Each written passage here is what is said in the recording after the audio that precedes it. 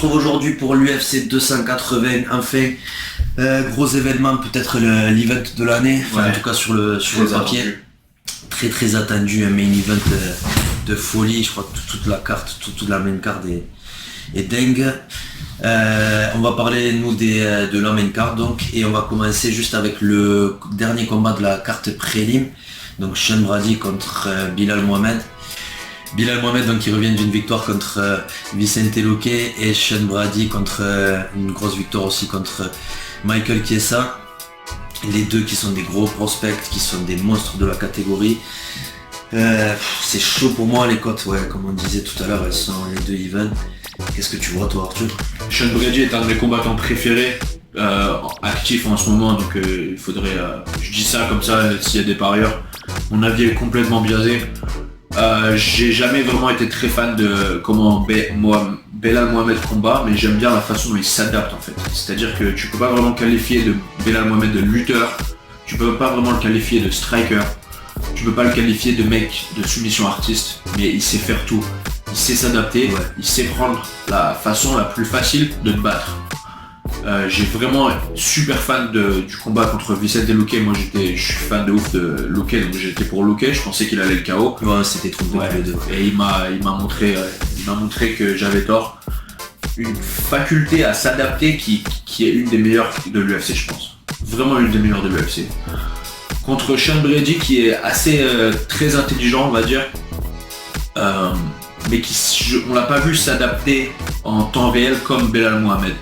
Donc j'ai envie que Sean Brady gagne, je pense que Sean Brady va gagner, je pense qu'il va être juste un petit peu plus fort physiquement dans le grappling. Je sais pas s'il va être plus fort physiquement dans la clinch parce que Belal Mohamed qui c'est quand même un gros morceau, il est toujours en très bonne forme, toujours une cardio de ouf.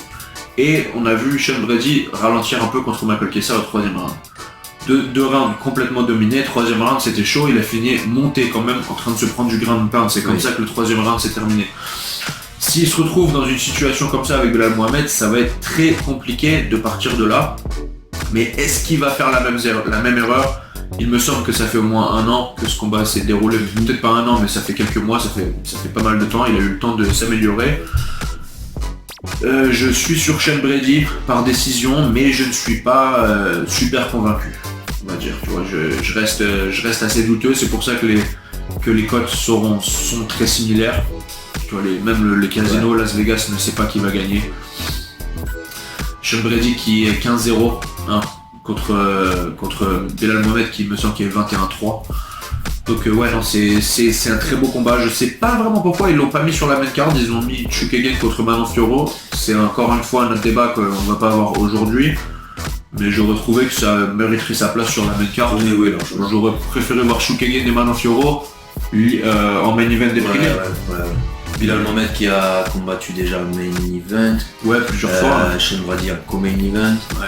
Non, c'est sûr qu'il gagne forcément, mais après, vu l'événement, vu les noms qu'il y a sur la carte, il n'y a pas trop de place et l'UFC aime bien mettre un combat féminin sur la main card. Un autre débat, et donc on peut commencer avec ce combat-là, Kathleen Chookagian contre Manon Fiorot qui ouvrira la main card. Manon Fiorot, la française, qui est 9-1, très prometteuse. Est-ce que tu vois une victoire de sa part? On est sur les cotes, donc elle est très grosse favorite à 1,50 et Kathleen à 2,70. Je sais que Kathleen Chookagian est assez complète, un bon striking, elle sait bien s'adapter, très bon sol, elle s'entraîne avec John Danaher à New York. Donc très bon sol, mais par contre elle a une faiblesse et je l'ai vu dans quelques combats, c'est que quand elle se fait toucher au corps, elle ne sait pas vraiment s'adapter et elle stresse un peu. Le combat commence un peu à changer de direction quand elle se fait toucher avec des gros coups au corps. On l'a vu se faire KO au corps par Jessica Andrade. Manon Fiorot qui a une très belle équipe, Belgique, qui s'entraîne de façon très méthodique. Il y a toujours des gros game plans, elle sait bien s'adapter, je pense qu'elle va exploiter ça. Donc je verrai une décision de Manon Fiorot ou peut-être un TKO mais qui est causé par des coups au corps, peut-être par un side kick au corps ou quelque chose comme ça avec Manon Fiorot, avec la stance et les beaux kicks qu'elle a, le management de distance qui va essayer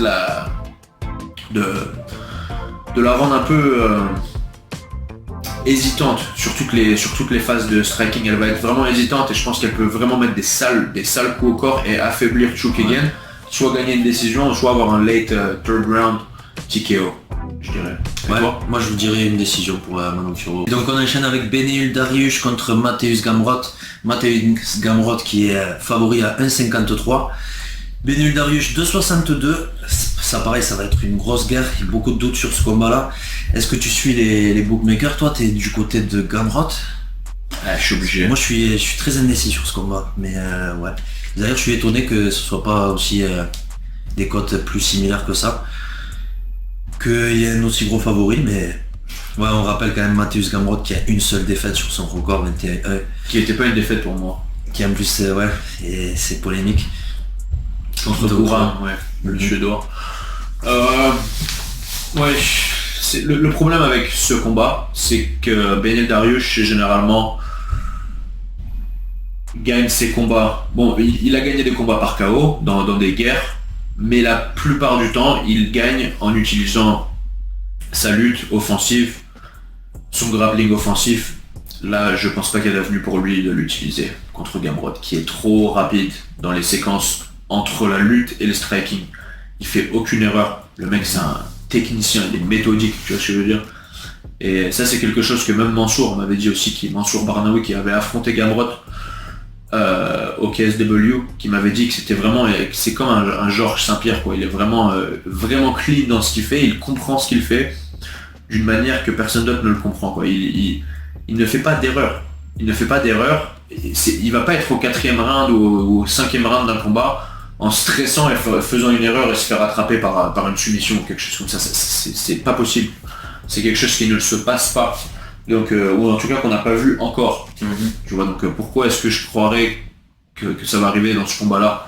Je peux pas, et je suis très fan de Beneil Dariush, je préfère Beneil Dariush à Gamrot, mais je vois pas. Je vois Beneil Dariush essayer, je vois Beneil Dariush peut-être se frustrer un peu, essayer de faire une guerre, essayer de tourner le combat dans une guerre, mais Gamrot qui ne va pas, même si ça boue, même si les fans ils bookent, ils veulent plus d'action. Je vois Gamrot rester très clean, mélanger tous les atouts qu'il a pour gagner, avec ses beaux, il a des beaux kicks au corps, il manage la distance très bien, ses entrées de takedown, elles sont très confiantes en fait. Quand il rentre dans le takedown, il est confiant à 100% qu'il va l'avoir, et s'il l'a pas, il a les réponses. Il a les réponses si ça marche pas. Il a un plan B, il a un plan C, il a un plan D, il a un plan E, il a un plan F. Tu vois ce que je veux dire? Ouais. Beneil Dariush, il a un plan A, il a un plan B, il a un plan C. Après c'est un peu, bon allez vas-y viens on se bat, tu vois. Gamrot non. Gamrot il va jamais faire ça. Il est trop clean. Et ouais, je suis très fan de lui, on l'a vu faire des trucs sales. Kimura, Jeremy Stevens en 1 minute. Ouais. On a vu gagner contre Armen Tsoukakian qui pour moi est une des plus grosses forces à 155. Ouais, très chaud. Très chaud. Donc ouais non, super chaud. Ouais, moi je vois Gamrot gagner décision. Ouais, ce que j'allais dire aussi. Je vois un combat similaire à celui contre Arman peut-être. Ouais. Où ça va se toucher à certains moments des deux côtés, mais Gamrot qui sera plus clean sur tous les plans. Ouais, Gamrot décision, c'est dur de voir autre chose honnêtement pour moi. J'aimerais bien que Beneil gagne, mais je pense pas. Je pense que c'était le mauvais combat à prendre. Je sais que les fans n'aiment pas entendre ça, mais il aurait juste attendu un petit peu. Il est sur 7 victoires, il aurait pris le prochain title shot sûrement. Là il risque de se faire éteindre par... quand je dis éteindre, juste de perdre par un Gamrot, et il va laisser sa place à Gamrot pour le title shot. Ouais, c'est chaud. Gamrot décision. Ouais, donc ensuite Peter Yan contre Sean O'Malley. Là aussi gros combat, gros test pour Sean O'Malley, encore un, mais j'espère que ça va pas être décevant comme à chaque fois là, et chaque fois qu'il y a eu des tests, je pense à Chito Vera et à Pedro Munoz, des combats qui se sont finis assez rapidement pour des trucs un peu bizarres, un doigt dans l'œil pour Pedro Munoz et la blessure à la jambe pour Chito, enfin dans le combat contre Chito. Donc ouais, à voir qu'est-ce qui va se passer contre ce combat. J'aimerais que ça dure longtemps, qu'il y ait un vrai KO, qu'il y ait vraiment quelque chose de marquant. J'aimerais que ce soit de la part de Sean O'Malley. Après, c'est quand quand même chaud, on parle de Peter Yan. Des mecs comme lui, longiligne, il en a battu plein. Je pense pas que la différence d'allonge et tout soit un gros problème pour Peter. Mais pourquoi pas Sean O'Malley qui dit qu'il veut pas le KO, qu'il veut gagner proprement à la décision, je sais pas si t'as vu ça. Après ouais, ça reste Sean O'Malley, c'est son humour bizarre, mais 25 contre 1,36 à Peter Yan. Est-ce que tu lui vois quand même une porte toi à Sean? Moi la porte que je vois c'est Peter Yan qui perd très souvent le premier round, parce qu'il aime bien lire l'adversaire. Peter Yan qui est très souvent dans des 5 rounds, il est tout le temps en main event la plupart du temps. On le voit perdre le premier round. Donc là dans un combat de 3 rounds contre Sean O'Malley, qui lui également, c'est pas vraiment un fast starter, il commence pas les choses brutalement directement, mais il bouge bien et il risque de convaincre les juges qu'il ait gagné le premier round. Tout va dépendre, je pense que si Peter Yan s'adapte, qu'il arrive un peu plus agressif que d'habitude, qu'il mélange des entrées de takedown, je pense que ça va être très compliqué pour Sean O'Malley de gagner. Si on voit Peter Yan qui prend le centre, qui reste avec sa longue garde, qui fait comme d'habitude, qui lit l'adversaire, qui perd le premier round, qui gagne le deuxième round vite fait et qui gagne un troisième round de façon très imposante, je peux voir ça. Je peux voir aussi qu'il perd le premier round, qu'il est un peu hésitant, que Sean lui fasse un peu galérer avec la distance. Le premier round il est chaud, plutôt favorable pour Sean. Un deuxième round qui est close et un troisième round pour Peter. C'est possible que Sean gagne une décision comme ça. Je pense pas qu'il peut le KO. Je pense pas, il est trop clean, il sait trop comment se faire frapper. Peter Yan il va avec les frappes, il tourne, il sait comment rouler, il sait comment éviter. C'est un des meilleurs au distance management, vraiment très bon distance management à 135. Très bonne lutte, on l'a vu contre des combats au M1 contre Magomedov, on l'a vu dans des salles d'histoire, toujours qui prend le dessus. Oui bien sûr il y a la défaite contre Aljamain Sterling où il s'est fait contrôler, mais Aljamain Sterling c'est un des meilleurs à faire ça, tu vois, c'est vraiment un des meilleurs à la prise de dos et mélanger le grappling et la lutte en MMA, c'est un des meilleurs au monde. Donc ouais, je sais pas. Je vois plutôt Peter gagner une décision, mais je vois également une avenue s'il commence trop tard, il commence trop lentement et Sean qui a un bon game plan, qui arrive à éviter les phases de lutte et qui peut prendre la décision aussi. Je pense que ça va être un petit peu plus proche que ce que les gens pensent. Ouais. Mais je vois quand même Peter Yan décision, malgré tout. Moi je vais tenter le Sean O'Malley, 3,25. C'est sûr, ouais, c'est peut-être le futur. Il a une grosse hype derrière lui, donc 3,25 ce sera peut-être la seule fois où on le verra, s'il gagne. Donc ouais, moi je vais tenter un petit billet, je vais pas risquer forcément toute mon oseille, mais ouais, un petit 20 balles, pourquoi pas. Ouais, pourquoi pas. À tester, à combiner avec un Manon Fiorot, tu vois, par exemple. Tu le combines avec un gros favori, ça peut le faire. Et donc on enchaîne avec le co-main event, gros combat pour la ceinture, Aljamain Sterling contre TJ Dillashaw. Aljamain donc qui revient d'une victoire contre Peter Yan. Et TJ Dillashaw qui revient d'une victoire contre Cory Sandhagen. Ça va être tendu, ça va être un très gros combat. Je suis très indécis sur celui-là aussi. Je pense que ça va aller à la décision. Peut-être pour Sterling, s'il fait... Je pense qu'il devrait aborder le combat un petit peu comme il a abordé celui contre Peter Yan. Mais ouais, on parle quand même de TJ Dillashaw en face, une grosse expérience, qui revient de plusieurs mois d'inactivité, donc pour un an d'inactivité. Qu'est-ce que tu vois toi pour ce combat? Moi je suis pas forcément d'accord avec toi sur le côté que de TJ Dillashaw, il est lutte pour lutte, je pense qu'il est meilleur que Aljamain Sterling. Ça va être compliqué de le ramener au sol. Ça va être compliqué pour Aljamain Sterling de le ramener au sol, mais ce qu'il peut faire, c'est le faire deviner. TJ Dillashaw qui lui d'habitude te fait deviner toi. Il arrive, il mélange les entrées de takedown avec les head kicks, il est vraiment petit, tu vois, et il est vraiment agile et il sait comment il est vraiment bon à camoufler les coups de pied dans la tête. En mélangeant la lutte et en mettant les coups de pied dans la tête sur le côté à la Duane Ludwig. Donc ouais, ça va être un peu plus compliqué pour pour Aljamain Sterling de combattre de la même façon qu'il a fait contre Peter Yan sur TJ Dillashaw. Je pense qu'il va devoir jouer vraiment avec son allonge, il va être obligé de faire du striking de temps à autre. Il va être obligé de mélanger tout, de garder la distance au maximum. TJ Dillashaw qui est vraiment coriace, vraiment fort mentalement. Il a battu Cory Sandhagen, même si c'était disputé, avec un genou, quoi. Tu vois ce que je veux dire? On a vu Maximov limite pleurer entre les reins pour un combat de 3 rounds contre un lutteur, et on a vu TJ Dillashaw se faire les 2 ligaments dans le genou et continuer de 5 rounds contre Cory Sandhagen et gagner, tu vois. Il a vraiment une mentalité de champion. Il n'est pas vraiment aimé. C'est pas quelqu'un que j'aimerais bien avoir en tant qu'ami, tu vois. Il a la réputation de Snake. C'est le mec qui triche, il prend les stéroïdes et tout, mais il est prêt à tout pour gagner, tu vois. Je pense que ça va être chaud. Mais je pense que Aljamain Sterling, un peu plus actif en ce moment, moins blessé. Parce que là, on a un TJ Dillashaw qui a beaucoup de blessures, tu vois. Il revient d'une chirurgie Il avait les 2 chirurgies sur les 2 épaules, une chirurgie sur le genou, 1 an d'inactivité, il se fait un peu plus vieux. Et plus de stéroïdes, plus rien. Je vois Aljamain Edge une décision. Je vois Aljamain qui peut gagner la décision. Aussi. Ouais. Mais je pense pas qu'il va pouvoir prendre le dos comme il a fait à Peter Yan aussi facilement et tout. Je pense pas que ce sera comme ça. Je pense que ce sera un peu plus dur. Et ce sera sûrement une victoire disputée encore. Ce sera sûrement disputé et je pense que ça va pas aider la réputation d'Aljamain Sterling. Après, moi j'adore le personnage, il est vraiment bon, j'ai déjà tourné avec lui. Il habite la moitié de l'année à Las Vegas et il vient à ma gym de temps à autre. Super gars, franchement, je sais qu'il a une mauvaise réputation et tout, mais super gars le mec, je suis fan de lui. J'aime bien comment il combat, j'aime bien comment il aborde le game, j'aime bien ses podcasts, franchement j'aime bien le type. Donc ouais, je lui souhaite de gagner, je pense qu'il va gagner, je pense que ça va être chaud, mais je vois la décision.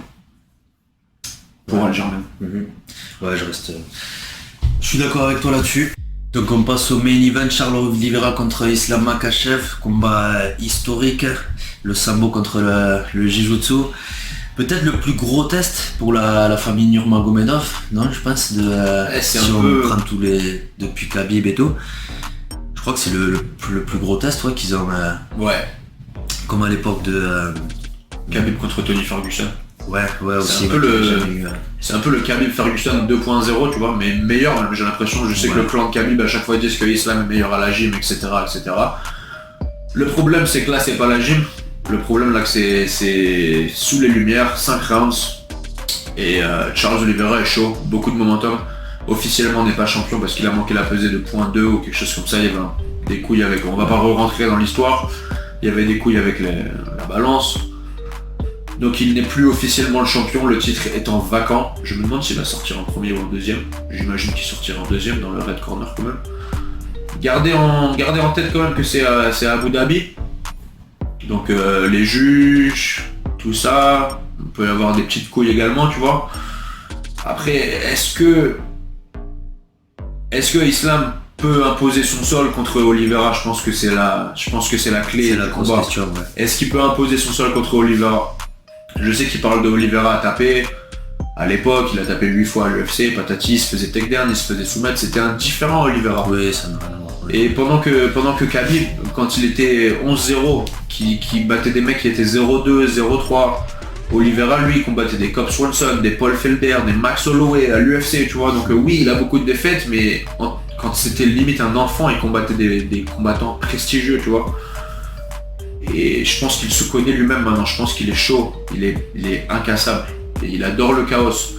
Est-ce qu'il va réussir? Est-ce que Charles Oliveira va réussir à imposer un chaos sur Makhachev et le faire un peu stresser et le faire rentrer dans un vrai combat où c'est frappe pour frappe? On a vu également Makhachev se faire KO, on l'a vu, même si c'était un bail, c'était en 2015, ouais. C'était son début à l'UFC, mais on a vu que c'est possible. Donc c'est chaud, je suis vraiment 50-50 parce que je sais pas ce qui va se passer en fait, donc j'ai pas envie de faire un immense discours en pensant parce que je dis de la merde, je sais pas ce qui va se passer, c'est pour ça que c'est un peu 50-50, tout le monde veut voir ce combat, c'est pour une raison, c'est parce qu'on sait pas, tu vois, c'est cette envie de savoir ce qui va se passer qui rend le combat très populaire, et je pense que moi j'ai envie que Charles Oliveira gagne. On a vu vu Islam pas aussi dominant que ça, hein. Dans certains combats pas aussi dominant que ça, on l'a vu un peu fatigué, on l'a vu ralentir, on l'a vu se faire takedown par Thiago Moises, on l'a vu se faire takedown par David Ramos, on l'a vu galérer à prendre certains mecs au sol. Donc oui, non, moi je vois Charles Oliveira, mais je sais pas comment, j'arrive pas à m'asseoir ici à vous dire que Charles Oliveira va KO Islam.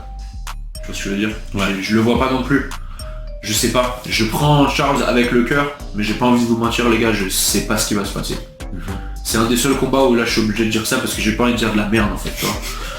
Ouais, Charles Oliveira qui est donc underdog, hein, quand même, ils l'ont mis à 2,37. Ah quand même. Et Islam Makhachev à 1,61. Et tu vois dans les stats qu'il y a plus de gens qui parient pour Oliveira que pour Islam. Ouais, c'est sûr.